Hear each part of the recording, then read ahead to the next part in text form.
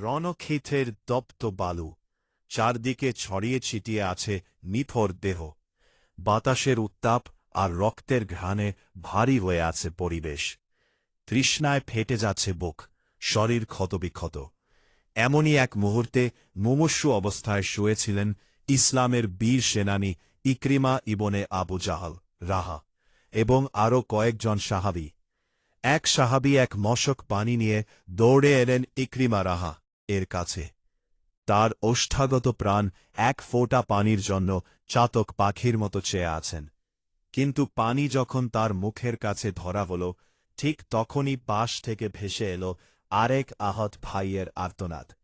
পিপাসার যন্ত্রণায় কাতর সেই শব্দ শুনে ইকরিমা রাহা নিজের তৃষ্ণার কথা ভুলে গেলেন।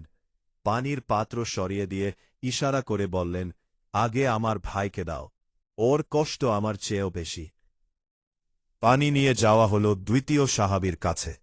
তিনি যখন পানি পান করতে যাবেন, ঠিক তখনই তৃতীয় আরেকজন সাহাবীর কষ্টের আওয়াজ শোনা গেল। দ্বিতীয় সাহাবীও নিজের পানির পত্র সরিয়ে দিলেন, বললেন, ওকে আগে দাও। এভাবে একজন থেকে আরেকজন। পরোপকারের কি এক অদ্ভুত প্রতিযোগিতা! পানি নিয়ে যখন তৃষ্ণার্ত শেষ সাহাবীর কাছে পৌঁছানো হল, দেখা গেল তিনি তৎক্ষণে শাহাদাতের সুধা পান করে চলে গেছেন মহান রবের সান্নিধ্যে।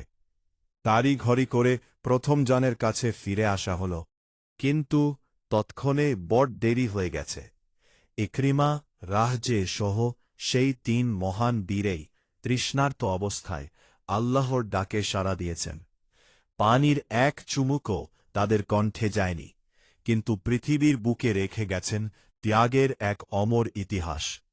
নিজের চেয়ে অন্যকে প্রাধান্য দেওয়ার এই আদর্শই হল ইসলামের প্রকৃত শিক্ষা।